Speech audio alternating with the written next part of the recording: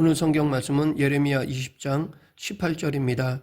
예레미야는 주전 626년부터 586년 남유다 왕국이 멸망할 때까지 약 40년간 활동한 선지자였습니다. 예레미야가 활동할 당시 남유다의 요시야 왕은 선한 왕이었지만 정치적 판단을 잘못해서 싸우지 않아도 될 애국과의 전투에서 죽고 말았습니다. 요시야에게는 여호야김, 여호아하스, 시드기야 세 아들이 있었는데 그중 여호아하스가 왕위를 물려받았습니다. 하지만 그는 3개월 만에 애굽의 포로로 잡혀갔고 애굽은 큰 아들 여호야김을 대신 왕으로 세워 남유다를 속국으로 만들었습니다. 이후 바벨론의 침략을 받아 여호야김은 죽었고 왕위는 그의 아들 여호야긴에게 넘어갔습니다. 그러나 여호야긴 역시 3개월 통치 후 바벨론의 포로로 잡혀가고 여호야긴의 삼촌이며 요시야의 막내 아들인 시드기야가 남유다의 왕이 되었습니다. 시드기야는 주전 597년부터 586년까지 약 10년간 통치하며 남유다는 끝났습니다. 예레미야는 여호아하스가 애굽의 포로로 잡혀갔을 때 그를 애도했고 여호야김이 바벨론에 대하여 반역을 도모할 때는 그를 견책하다가 핍박을 받았습니다. 그는 여호야긴이 바벨론에 잡혀갈 것도 미리 예언했고 시드기야가 바벨론에 대해 반역하고자 했을 때 바벨론을 섬기면 살 것이라는 하나님의 말씀도 전했습니다. 그러나 유다의 마지막 왕 시드기야는 예레미야의 충고를 받아들이지 않고 바벨론을 배반함으로 결국 바벨론의 공격을 받아 포위당했습니다. 이때 예레미야는 장차 예루살렘 성이 바벨론 왕에게 넘겨지고 시드기야 왕은 바벨론으로 끌려가리라고 예언했습니다. 그러나 시드기야는 예레미야의 말을 듣지 않고 그를 감옥에 가두었습니다. 결국 예레미야의 예언대로 예루살렘은 함락되고 시드기야의 아들들은 그의 목전에서 죽고 시드기야 본인은 두 눈이 뽑힌 채 바벨론으로 끌려가 감옥에서 비참하게 생을 마쳤습니다. 바벨론 왕은 그다랴를 유다 총독으로 세워 유다의 남은 백성들을 다스리게 하였습니다. 그때 예레미야는 포로로 끌려가다가 풀려나 유다로 다시 돌아왔습니다. 그런데 이스마엘이 바벨론에 세운 그다랴 총독을 죽였고 이에 백성들은 두려워하여 요한한 편에 붙어 애굽으로 도망가려 하였습니다. 이때 예레미야는 애굽으로 가지 말라는 여호와의 말씀을 전했지만 그들은 순종하지 않고 예레미야와 바룩 남은 자들을 이끌고 애굽으로 갔습니다. 이런 예레미야를 떠올리면 그의 고난과 눈물이 생각납니다. 도무지 말을 듣지 않는 유다 백성들을 훈계하고 책망하는 일을 맡았기에 힘들었을 것입니다. 물론 선지자치고 고생 안 한 사람은 없었지만 예레미야만큼 고생한 선지자는 없을 것입니다. 그러면 예레미야는 어쩌다가 유다 백성들의 영성이 바닥을 칠 때 선지자가 되었을까요? 물론 본인의 원함이 아닌 하나님의 일방적인 부르심 때문이었습니다.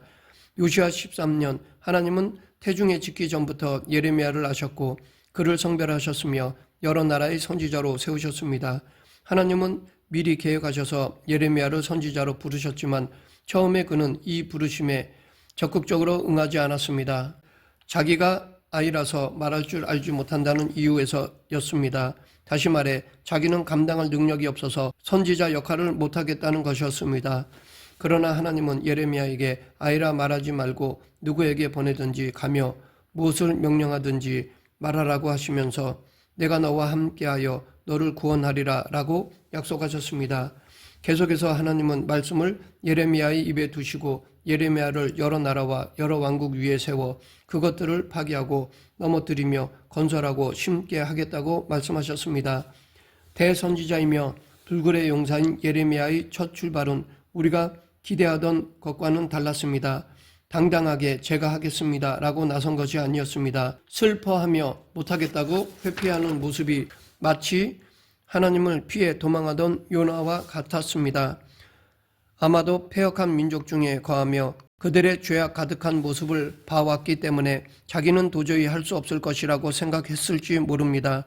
하지만 하나님은 능력이 뛰어난 자만 골라서 사용하시는 분이 아니십니다. 오히려 그 반대인 경우가 많습니다. 하나님 나라의 일은 놀랍고 존귀하며 영예로운 일이지만 그 일을 부족한 자에게 맡기신 것이 하나님이 일하시는 방식 중에 하나입니다. 그렇기 때문에 하나님은 예레미야에게 계속 일할 것을 권면하셨던 것입니다. 하나님은 약하고 부족한 자도 사용하여 일을 이루십니다. 하나님이 못하실 일은 없습니다. 못한다는 것은 순전히 인간적인 생각일 뿐입니다. 그러하기에 하나님의 일을 할 때는 능력의 여부를 따질 것이 아니라 하나님께 순종할 마음이 있는지 살펴야 합니다. 예레미야가 유다 땅에서 선지자로 부르심을 받았을 때 하나님의 심판으로 이미 북왕국 이스라엘은 멸망한 상태였습니다. 그렇기 때문에 그는 죄악 중에 살고 있는 남유다 백성들에게 하나님이 바벨론 왕을 막대기로 사용해서 심판하실 테니까 순순히 항복하라고 권하였습니다.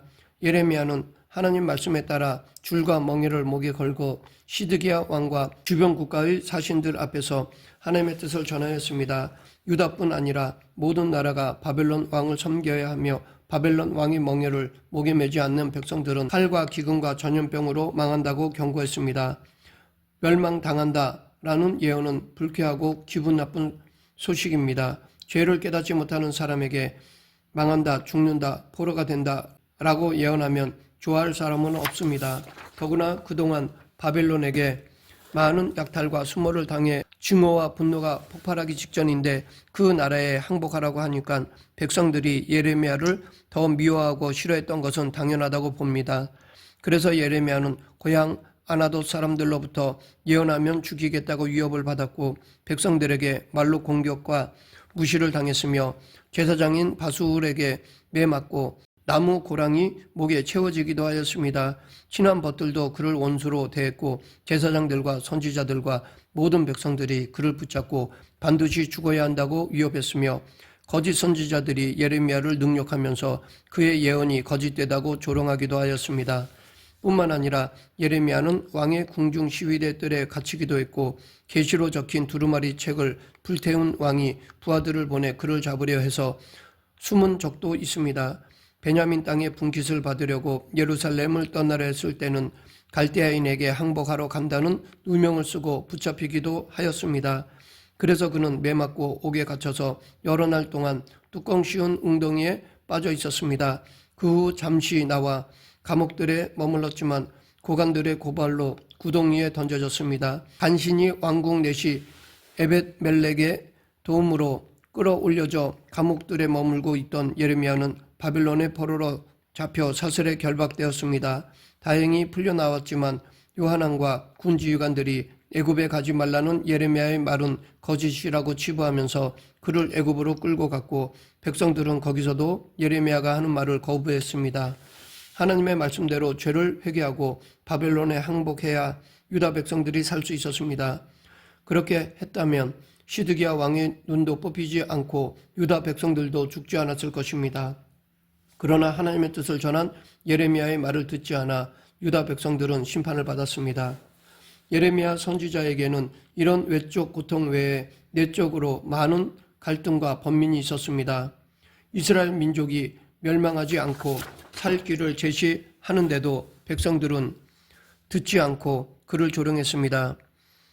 그런데 백성들이 자신이 전하는 경고를 무시해도 예레미야 본인만큼은 이 예언이 그대로 이루어지리라는 것을 알고 있었기에 나라의 운명을 생각할 때 참담하고 암울했을 것입니다. 예레미야는 매맞아 몸이 아픈 것보다 하나님의 말씀을 믿지 않는 답답함과 안타까움에 마음이 훨씬 더 아팠을 것입니다. 열심히 외쳐봐야 듣는 사람 하나 없는데 그럼에도 계속 외쳐야만 할 때 공허감 또한 수시로 밀려왔을 것입니다. 선지자들 중에 사무엘처럼 권위를 가지고 존경받으면서 사역을 한 선지자도 있고 엘리사처럼 능력으로 대적을 제압하고 하나님의 뜻을 알린 선지자도 있습니다. 그러나 예레미야는 말 안 듣는 백성들로부터 지속적으로 혹독한 조롱과 비난, 위협을 받아야 했습니다. 어떤 때는 멸시받는 고통이 너무 심해 다시는 하나님을 선포하지 않고 하나님의 이름으로 말하지 않으려고도 하였습니다. 그러나 그것도 잠시뿐 그는 마음이 불붙는 것 같아 답답하여 견딜 수 없어 하나님의 말씀을 선포하였습니다. 하나님의 말씀에 불순종한 유다 백성들과 달리 하나님께 순종했던 예레미야는 선지자로서 갖은 고생을 하다가 결국 애굽에서 생을 마쳤습니다. 예레미야의 생을 보면서 신앙생활을 할 때 주어진 상황이나 여건 또는 눈에 보이는 결과만 가지고 하나님의 사랑과 돌보심을 논해서는 안 된다는 것을 알게 됩니다. 하나님이 사랑하시는 일꾼도 이렇게 고난만 받다가 죽어갈 수 있습니다. 그러하기에 우리도 하나님의 일꾼으로서 하나님이 기뻐하시는 대로 일하면 됩니다. 일이 잘 풀리고 안 풀리고는 따질 필요가 없습니다. 하나님의 일꾼에게는 사명을 감당하는 그 자체로 어떤 상황이든 항상 기뻐하고 자족하는 마음이 중요합니다. 그것이 세상적으로 성공하고는 아무 상관이 없습니다. 하나님의 일꾼에게 이 세상은 잠시 지나가는 나그네 길입니다. 우리는 이 여정을 마치고 장차 영원한 나라에 평안하고 안정되게 살 것입니다. 그러하기에 여기서는 예수님처럼 예레미야처럼 하나님이 주신 사명을 감당해야 합니다. 어쩌면 그 삶은 편안하지 않을 수 있습니다. 아니, 힘든 삶임은 분명합니다. 우리는 살아가면서 좋은 학교, 좋은 직장에 들어가지 못할 수도 있고 원하는 대로 일이 안 풀릴 수도 있습니다. 그러나 모든 것이 삶의 한 과정일 뿐입니다. 하나님의 손 안에 있는 우리는 살아가면서 부닥치는 가난, 염려, 실패, 두려움 등 이 모든 것으로부터 자유해야 합니다. 이 땅에서 세상과 타협하지 말고 맡겨진 사명만 열심히 감당하다가 하나님 나라에 가면 됩니다. 말씀을 맺겠습니다. 예레미야는 하나님이 맡기신 사명을 끝까지 감당했습니다. 사람들이 듣지 않아도 숱한 고난에 처해도 포기하지 않고 하나님 말씀을 전하였습니다. 애굽에 끌려갔지만 거기서도 하나님 말씀을 전하였습니다. 여기에 포기하지 않으시는 하나님의 사랑이 있습니다. 이처럼 하나님은 지금 우리를 포기하지 않으십니다. 어떤 상황에서도 우리를 끝까지 붙드시는 하나님께 감사하는 저와 여러분이 되길 간절히 축원합니다. 기도하겠습니다. 생사화복을 주관하시는 하나님 아버지, 끝까지 사랑해 주심을 감사하며 저희들도 끝까지 충성하는 성도가 되게 하여 주시옵소서. 예수님 이름으로 기도드립니다. 아멘.